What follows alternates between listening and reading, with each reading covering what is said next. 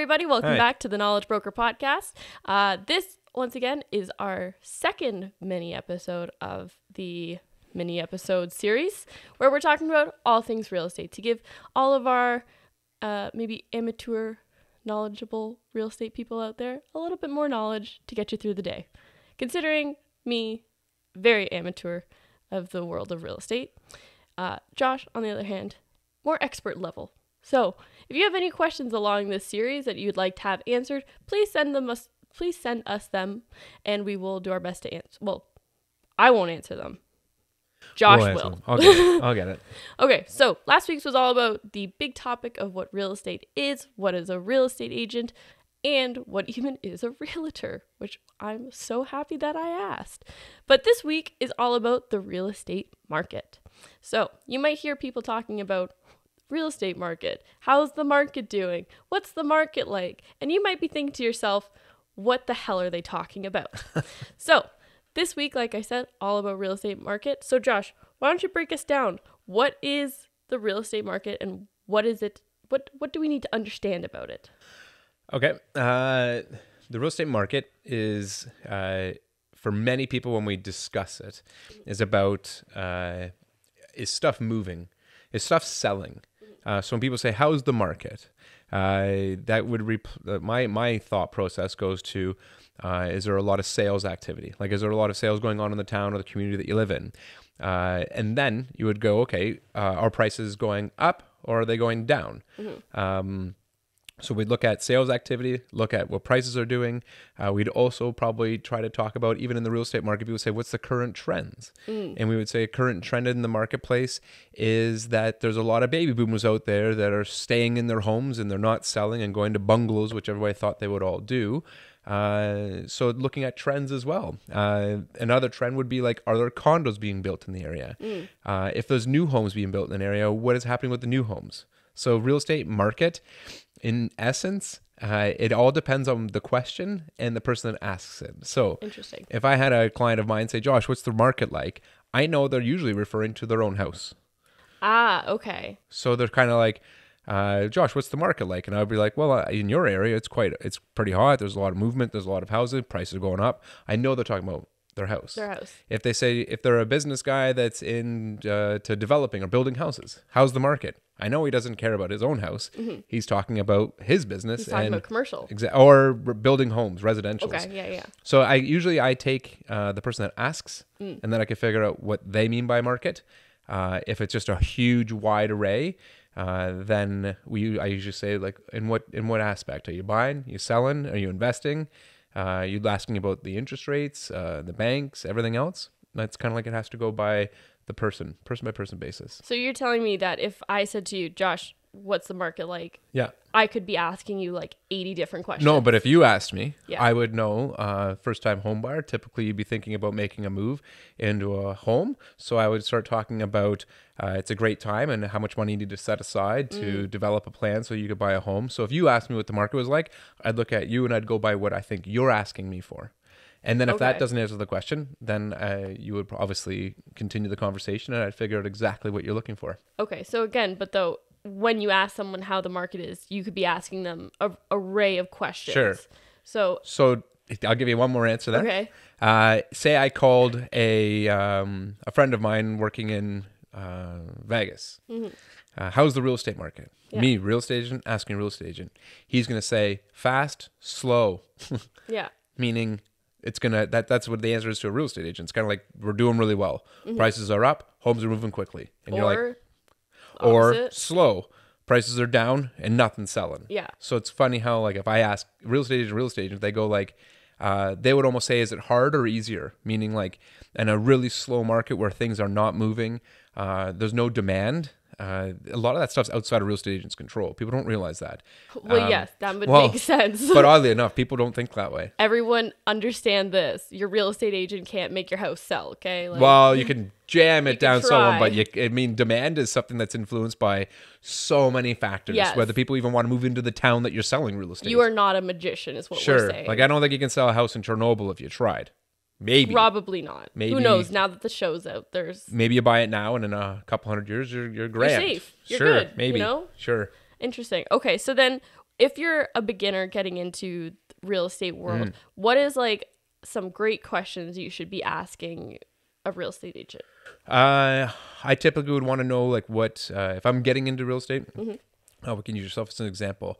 I would say, Josh, like what is the starting point, starting price point for me to get into the market?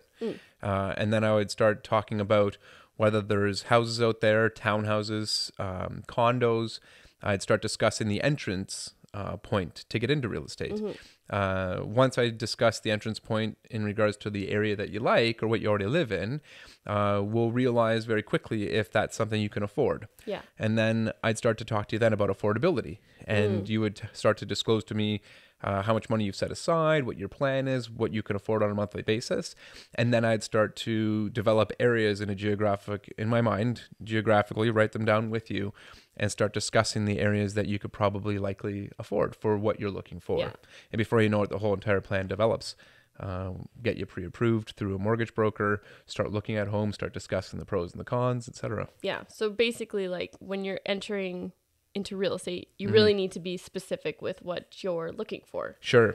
It all comes down to like, there's needs and wants in this world. Needs, we can try and meet as many as we possibly can. Wants are usually extraordinary.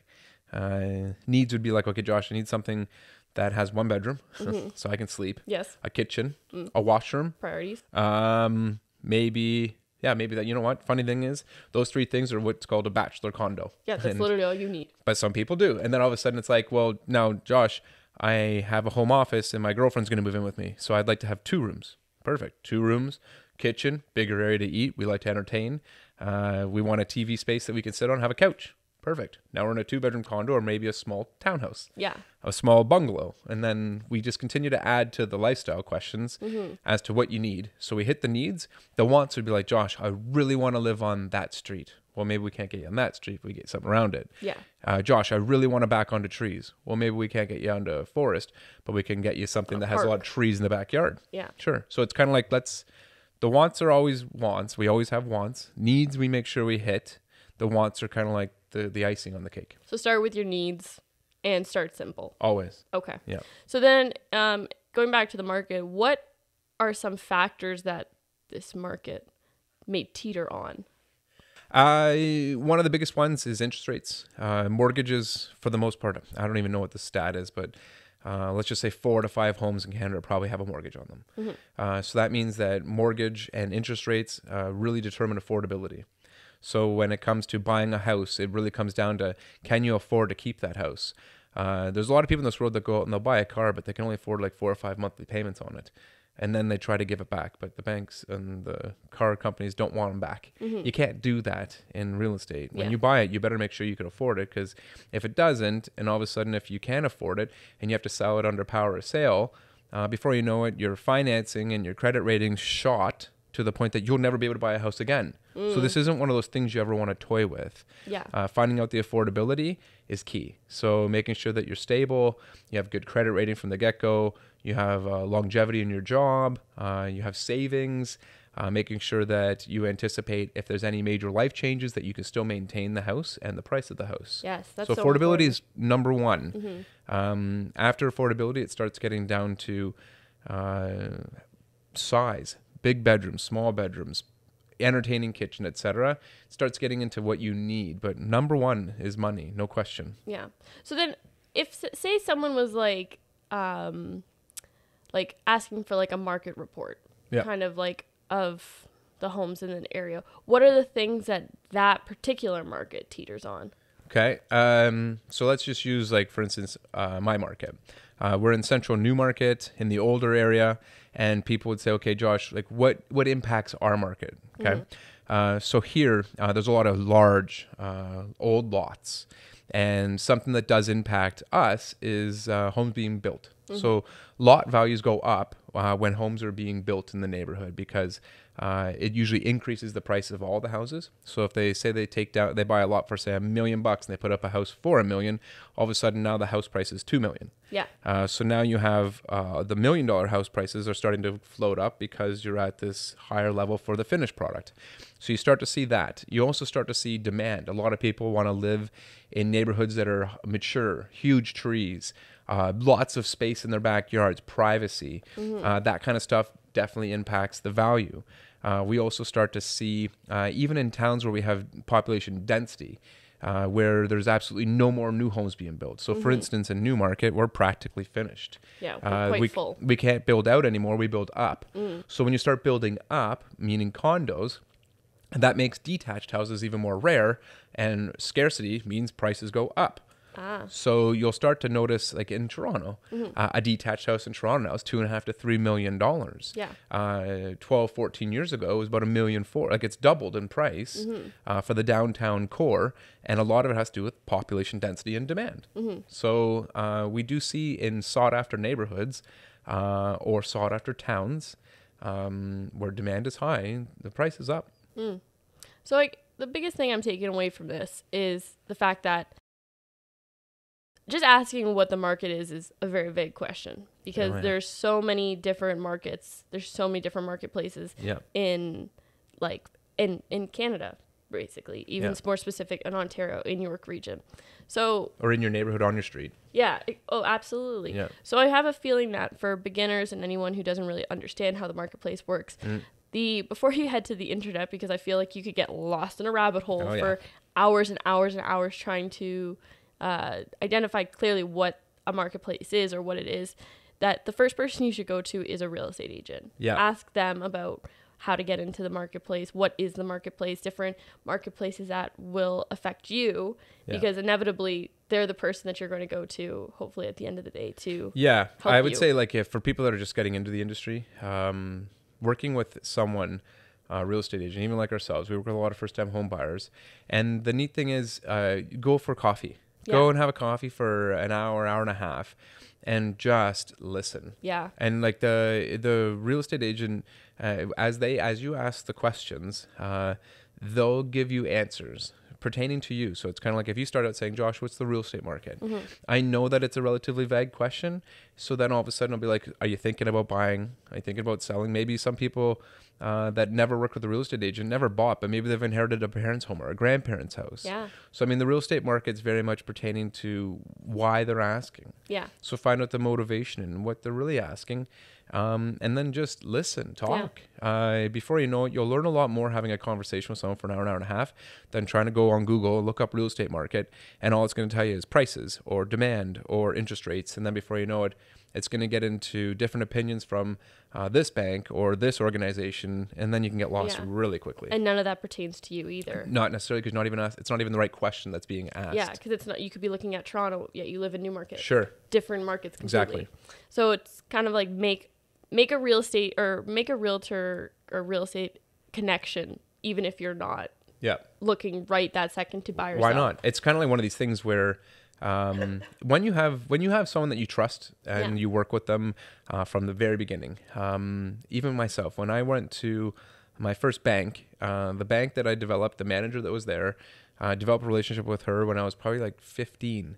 And the funny thing is, she's the one that did my first mortgage. Oh, well, there you go. So, like, if you have a relationship with somebody, a real estate agent that you know from your youth, your path, realistically, you're putting someone on your team that's always going to look out for you, always going to work for you, always ready to answer your phone, and you already have that relationship with them, so that when you meet them, you're not meeting them for the first time at 25. Maybe you've known them earlier, and before you know it, they know that they always have your best interests. Yeah. Meaning, like, when the time's right, they're going to be super excited for you. They're going to listen to you, and you already know each other. Perfect. All right. Well, then on that high note, I think that's where we're going to wrap up this mini episode today. Great. The biggest takeaway I can definitely say is that if you are interested in real estate in any capacity, make a real estate, that is a tongue twister for me. Yeah. A real estate agent connection early. Yeah.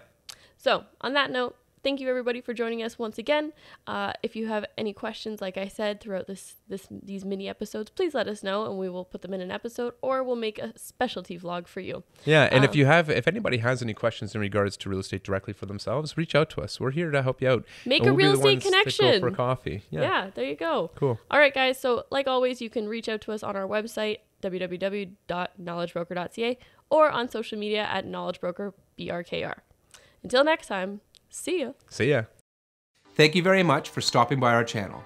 If you have any questions or if you're looking to buy or sell, go to our website and contact us today. Knowledge is power and creates experts in understanding.